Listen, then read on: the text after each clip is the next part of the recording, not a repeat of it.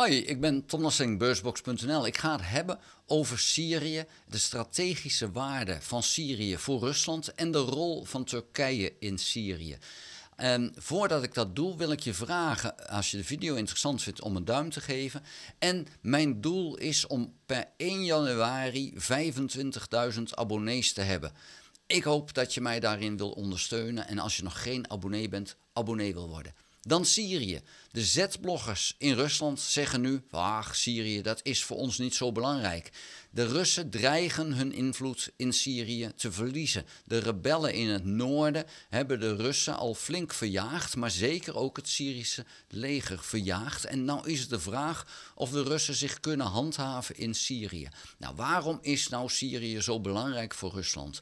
Rusland heeft daar een legerbasis, een enorme legerbasis, en heeft daar een marinebasis, middels een haven die ze daar militair kunnen gebruiken.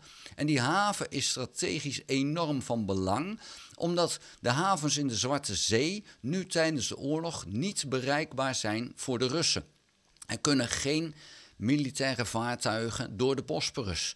Dat betekent dus, ja, jammer, helaas. Verder is het zo, in de winter is de Baltische Zee bevroren. Dus ook de haven in Sint-Petersburg is niet bereikbaar en de haven in Moermansk ook niet.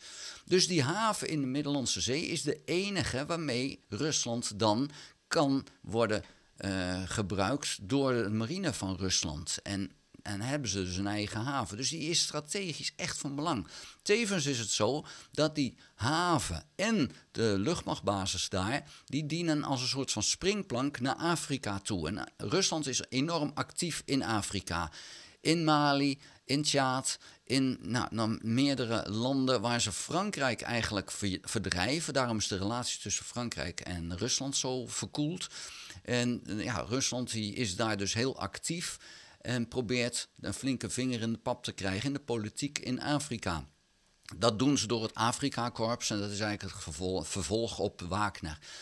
Nou is het zo dat de Z-bloggers zeggen, ja, het is niet zo van belang. Nou, er is wel degelijk nog meer van belang, want door die invloed die ze hebben in Syrië, hebben ze dus ook een vinger in de pap in de politiek van het Midden-Oosten. Dat hele militaire gebeuren daar zit vlak bij Israël. Dus dat is al een punt. Hè. Ze zijn natuurlijk een machtsfactor, ook voor Israël om rekening mee te houden. En ze zijn een machtsfactor in het zuiden van Turkije. En natuurlijk in het oost van Turkije zit Rusland zelf.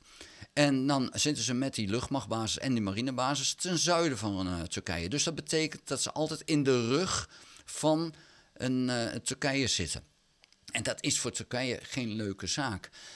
Nou is het zo dat Turkije en Rusland hebben een hele goede relatie. Want Turkije is een van de landen die geen rekening houdt met embargo. Heel veel westerse spullen die in Rusland komen, doen dat via Turkije. Nou, dan kan je afvragen, ja, waarom? Ja, het is gewoon puur voor geld.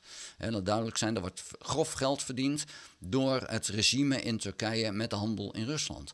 Aan de andere kant, in Syrië, in het zuiden, daar staan Rusland en Turkije keihard tegenover elkaar. Het zijn de door Turkije gesteunde rebellen die nu de Russen aan het verjagen zijn. Waarom? Omdat Turkije die Russen daar niet wil hebben. Laat dat duidelijk zijn. Dus ondanks dat Turkije een van de beste partners voor Rusland is, zijn ze op een ander front gewoon keihard tegen elkaar aan het vechten. Niet rechtstreeks, maar dankzij die rebellen die dus de Russen aanvallen.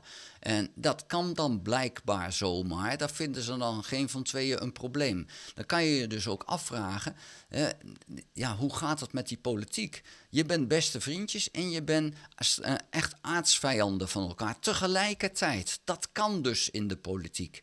En dat is iets wat je menselijk gezien zegt, ja, dat gaat toch niet gebeuren. Maar dat is dus wel zo.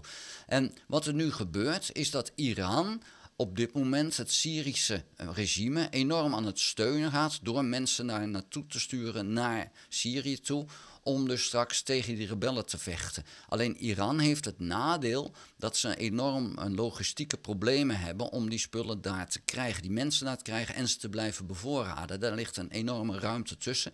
En Iran moet daar Irak voor misbruiken om dat te doen. En dat ligt ook wel politiek gevoelig, want ook Amerika heeft nog steeds militaire bases in Irak. En die willen niet dat Iran zomaar voorbij komt rijden. Dus dat ligt allemaal zeer gevoelig.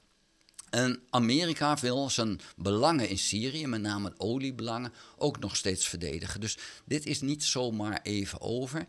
Maar het is voor Rusland nu wel een heel vervelende zaak dat die rebellen dreigen die Russen weg te jagen. En zodra die rebellen de grens van Libanon bereiken, is er geen fysieke ruimte meer tussen de Syrische troepen en de Russen. Dus die Russen kunnen dan de Syrische troepen niet meer bevoorraden. Nou, die rebellen zijn richting de Libanonse grens aan het optrekken.